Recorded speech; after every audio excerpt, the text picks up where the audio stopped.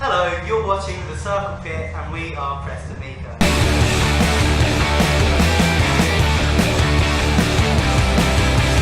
Without using the words, okay, rock, metal, croydon,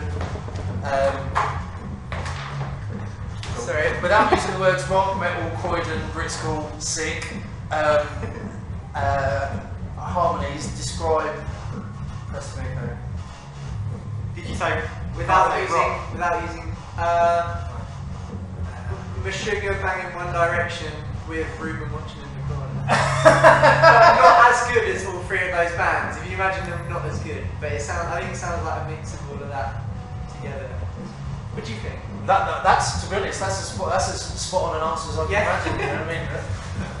Like we don't like bands like Sick and Meshuggah are in a different bubble to the rest of the world. But for in the way of the sound, I think it sounds like that with One Direction.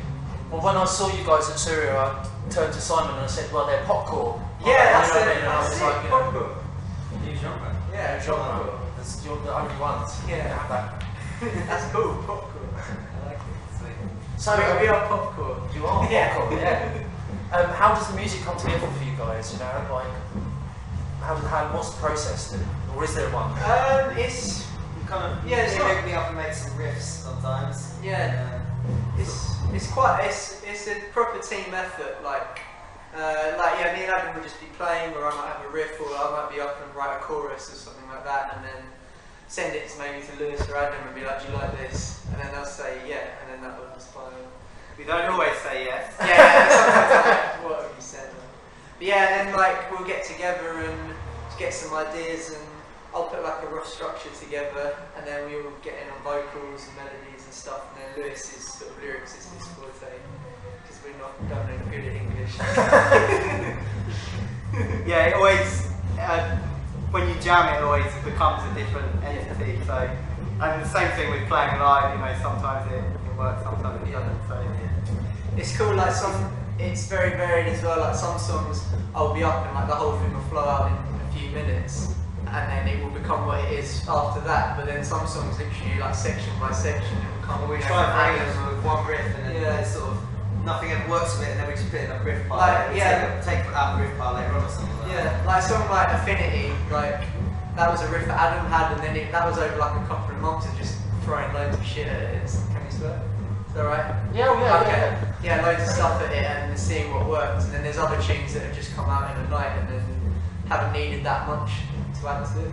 Have you ever sort of written directly in rehearsal, like, you know what I mean? Yeah, I think we have. Yeah, sort of like had ideas for riffs and thinking like, would this sound good? And then we jammed it in the rehearsal studio and thought that actually works. Yeah, especially it doesn't work. The EP before any of us had any recording software, so that was all pretty much, except for that was all just jamming in a room and figuring it out and lots of trial and error. And then we got some software, and it's just really, for our stuff, like, it's so helpful to be able to have the music down and then have a completely separate head on vocals, instead of trying to write vocals to something you can't play yet, and you're worried, you can't play it, and then it just gets really messy. It just frees you up, because if you record it in just the instrumental, then you can literally just sit there and blast out some vocals and get creative on it.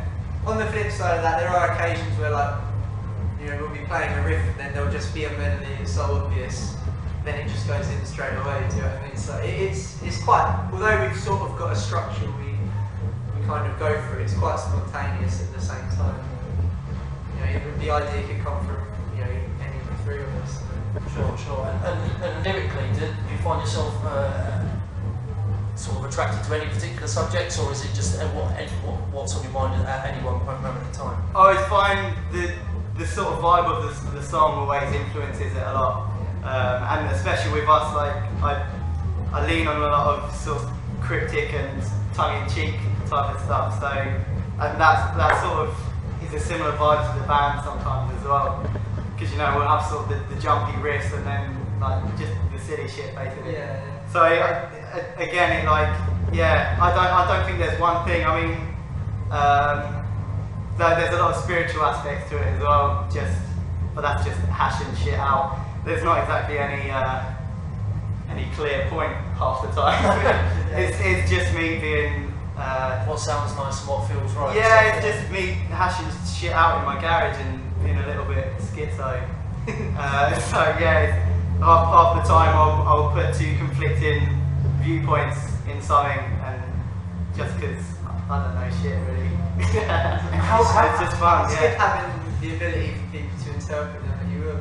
It's like some choruses are, like the Honesty chorus, for example. Like I was literally in my room and I was like, I think I'll take this, or I just put those lyrics down and just gave it to That's the most annoying thing, right? Yeah. If someone writes such a catchy chorus, even words-wise, and you'll try and write something different, because that's not exactly the subject you want to write about. And you just can't get this fucking chorus out of your head. And then, so like with Honestly, like that was one of the songs Luke just gave to me. I was like, I structured it around that. Because it worked, and that sort of bred the subject matter. And you're good at making it mean something as well. Like the yeah, amount of choruses I'll send him that, like I'll feel like this word works so well phonetically on this part of the chorus, I just record it, and it will just be like the biggest bunch of shit. And it's like the stupidest shit I'll record, but it sounds so catchy. I'll send it to Lewis, and he's got the hard job of being like, I've got to make it sound right now. Yeah, I mean, if it's good, it's just a case of reverse engineering it and then making it make sense, really, make something of it. But that's fun sometimes as well, because it's completely different. And then sometimes it will just send over, we'll hash down little sort of songs that will be like, and it would just literally be like na-na-nas and stuff, and then we'll just take it from Is there. that sort of how you lock in the harmonies? Because I always find it really interesting what words you've chosen as backing. Right. And that sit underneath. It's funny you say that. It's not so much like word colouring. I mean, after sort of post lyrics, like if there's something that needs emphasis, we'll always add like an octave or a harmony in. But the sort of the layers and vocals are usually down before lyrics. Like it's just, we'll sit back and we get sick of the song because we hear it like 50 times, like with no lyrics in it.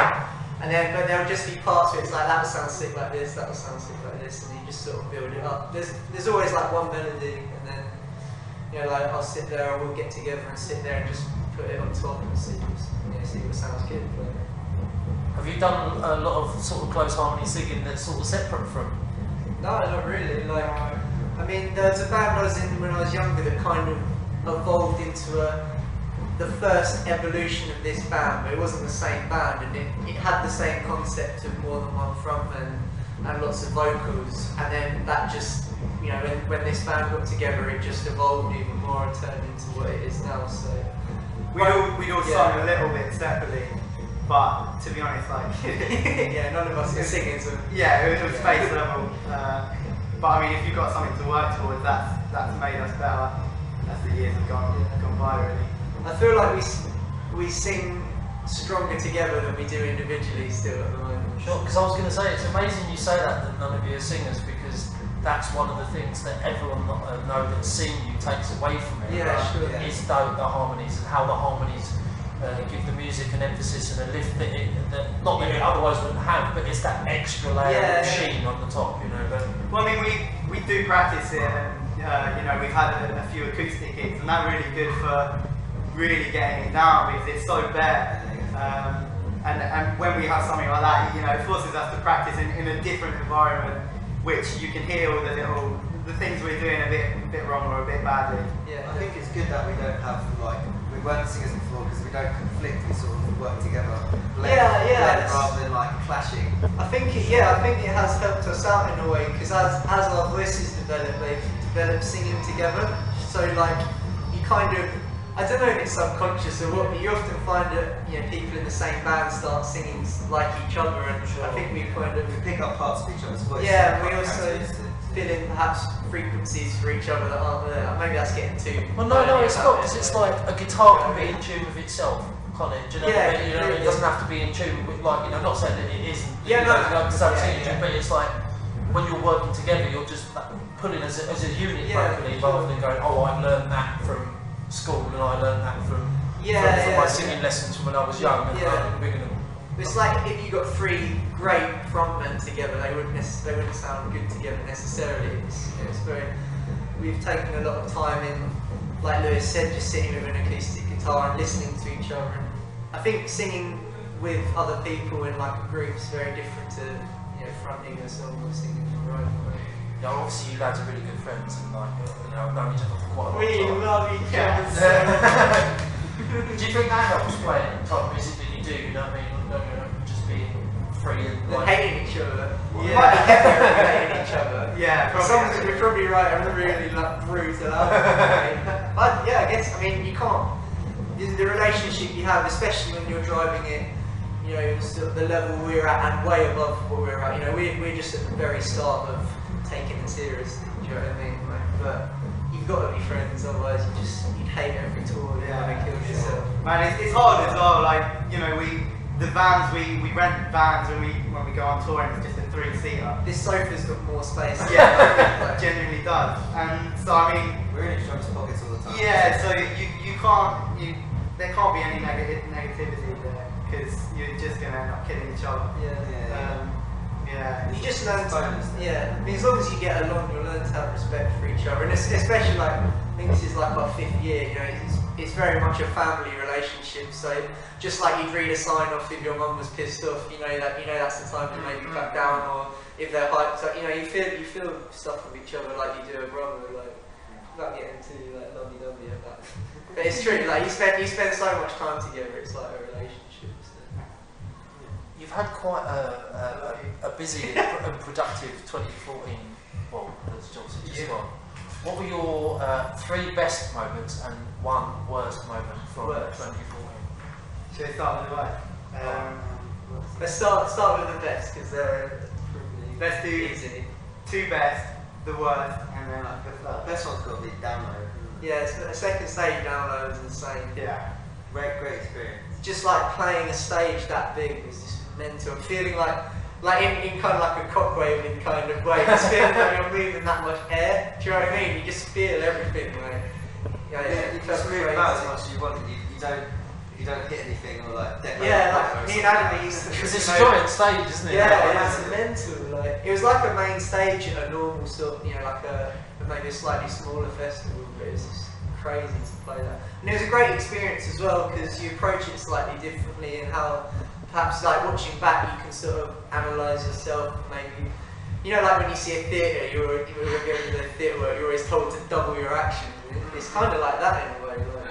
Because you feel like if you're just doing this, no one's ever going to see it. But if you're like, look at me on the big stage, people might see it. It's sick as well because the Offspring, who were like the first band I ever got into, they played the night before. So we were basically the band on after the Offspring.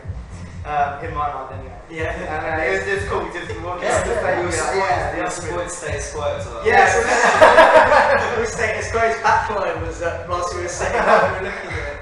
It's funny, like they're like always use Marshall heads. If you go closer to their heads, they've actually got the EQ section cut out, and they've got tiny little like mark face heads and stuff like that. I know we're ever going to tour with status quo.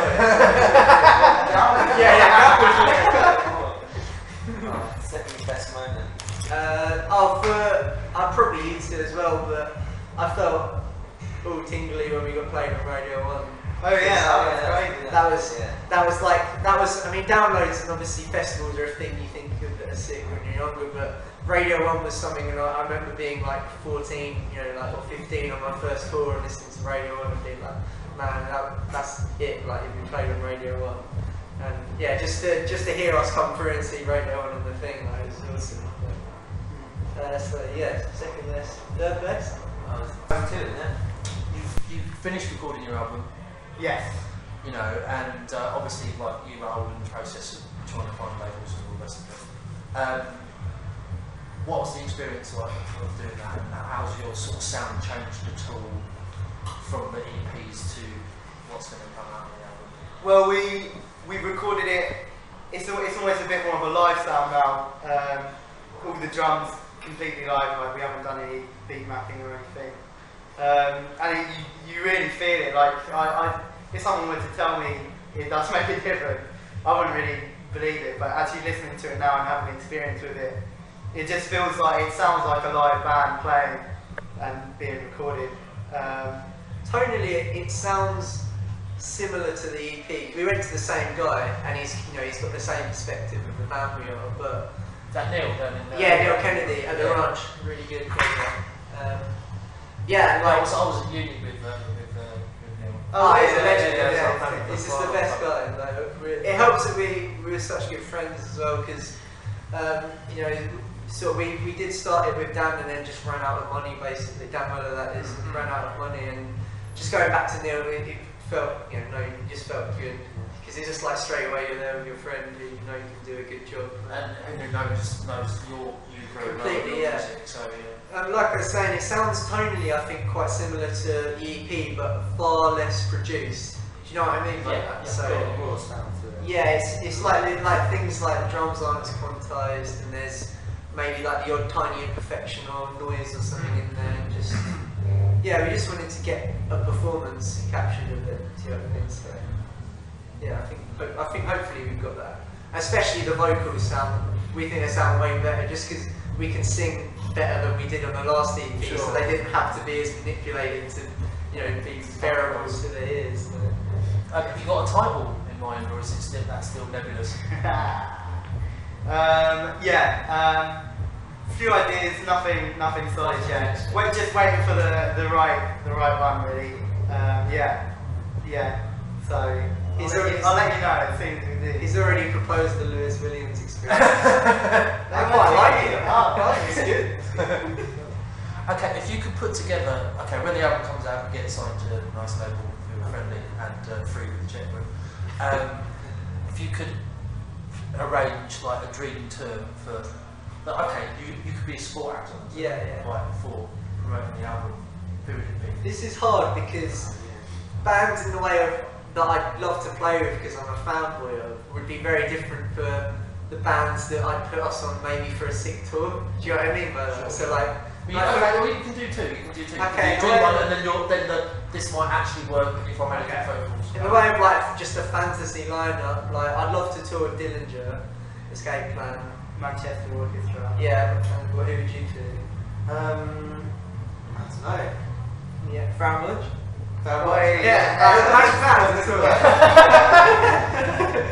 Manchester Orchestra, Dillinger, Escape Plan, and Frown Lodge. Get the fuck up. That'd be sick. And ABBA as like the big Yeah. that'd be sick. That would work. People would probably be bored by the time ABBA come on, just because like overload of bands. But this is a dream tour, so they've got stamina. And now, now it's sort of semi-realistic to. I think like People to support like someone like Don Broker. yeah, like do you know what I mean? Like we'd have a lot of, they're really nice guys. We'd have a lot of fun with them, and they're playing massive crowds. Like actually, we'd be sick to support Fall and Troy or a band like that. It's weird because I feel like, not that I feel like, but we constantly get put on heavier bills than we are in lighter. So I think we can go either way. So we could support someone like Don Broco very much on the poppy side, and maybe just about get away with someone like Fall and Troy.